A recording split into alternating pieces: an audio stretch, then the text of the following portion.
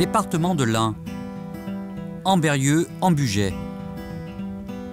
Chez Monsieur et Madame Vallet, les travaux d'adaptation de leur salle de bain sont en cours. Comme pour des centaines d'autres personnes âgées dépendantes de ce département, le couple bénéficie d'aide pour ces travaux. Il n'y a pas de prise. L'autonomie de la personne est un enjeu d'avenir, comme l'a récemment démontré le rapport de Muriel Boulmier. C'est une des priorités de l'ANA.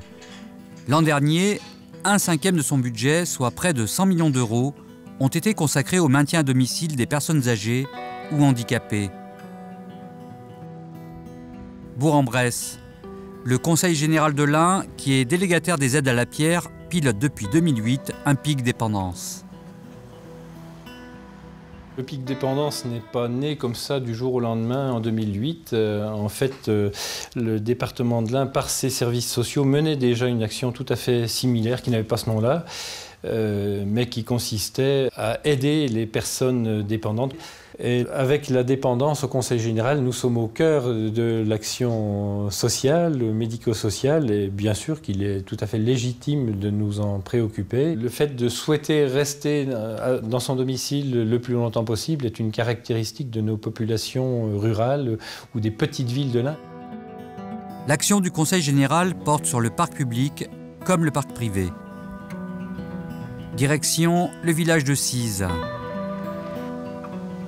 Nous sommes chez Monsieur et Madame Joly.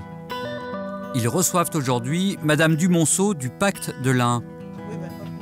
Le couple habite à l'étage, mais la maladie évolutive de Monsieur Joly a nécessité d'engager rapidement des travaux. Nous vivons toujours pour l'instant ici. Et il était urgent de faire quelque chose puisque mon mari a la maladie de Parkinson et ce sera de plus en plus difficile pour lui de monter les escaliers. Il monte encore et il descend avec beaucoup de précautions, mais bon.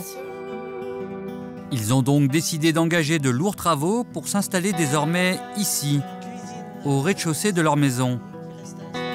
Une partie du chantier est subventionnée. Donc votre salle de bain avec une douche à siphon de sol. Voilà. Le siège, un siège escamotable. Qui peut se... Donc ce qui a été financé par l'ANA, c'est exclusivement la création donc, de la douche. De la douche et des toilettes. Avec les aides techniques, voilà. ainsi que les toilettes. Oui. Donc elle a bénéficié d'aides financières pour un coût de travaux d'à peu près, je pense, 6 000 € au total. Au total, oui. Et elle a été financée par l'ANA, donc à hauteur de 3 000 €. Elle a été financée aussi par le Conseil général, dans le cadre du PIC dépendance, bien sûr, et puis sa caisse de retraite. Elle aimait ça, voilà. Donc oui. elle Ça nous a beaucoup aidé. Voilà. Désormais de plein pied, les époux Joly pourront profiter pleinement de leur jardin. Pour être efficace sur un territoire aussi étendu, le PIC doit pouvoir s'appuyer sur des outils de repérage performants. Le premier outil, c'est donc l'Observatoire départemental de l'habitat qui a été mis en place en 2008 dans le cadre de la délégation des aides à la pierre. Avant de pouvoir réorienter une politique, il faut déjà l'étudier et partir de la population. Donc, par exemple, pour le PIC dépendance, l'Observatoire est en capacité de nous donner des informations sur la sectorisation, je dirais, des populations âgées sur le territoire départemental. L'Observatoire, un outil indispensable dans la politique du logement du département. Autre outil innovant, une bourse au logement adapté. Parallèlement à la création du PIC dépendance en 2008, on a réfléchi très rapidement à la mise en place d'un autre dispositif, ça s'appelle Adalogie, qui est un site internet en fait, qui a comme objectif de mettre en relation l'offre et la demande de logements adaptés. On a plus de 500 logements qui sont référencés aujourd'hui. On référence petit à petit des logements privés aussi, donc qui ont été financés par l'ANA sur ce site. L'objectif étant d'optimiser le financement d'adaptation, parfois lourde. Direction Dagneux. Bruno Savy du Pacte et Madame Chevaux de la SACICAP viennent rendre visite à Madame Miège. Est-ce que vous êtes contente? Très contente, très contente. Propriétaire occupante de 83 ans, elle vient de faire installer chez elle un siège monte-escalier. La condition nécessaire à son maintien à domicile. J'arrivais à plus monter.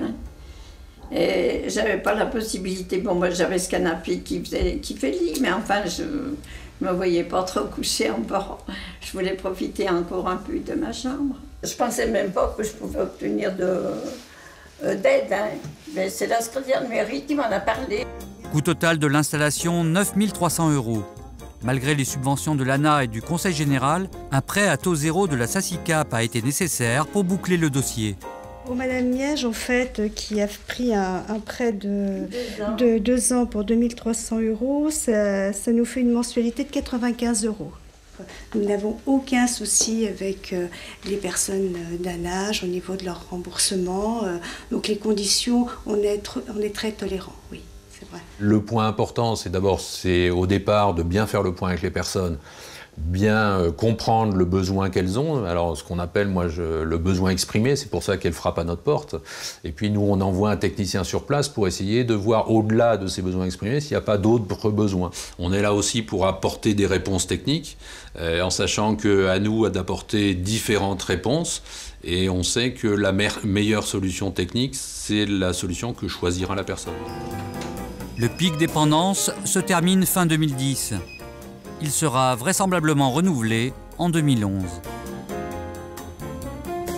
Pour nous, en tout cas, cette convention 2008-2010 et la mise en œuvre de ce PIG, c'était voulu comme la politique phare du Conseil général sur le parc privé, et c'est une franche réussite.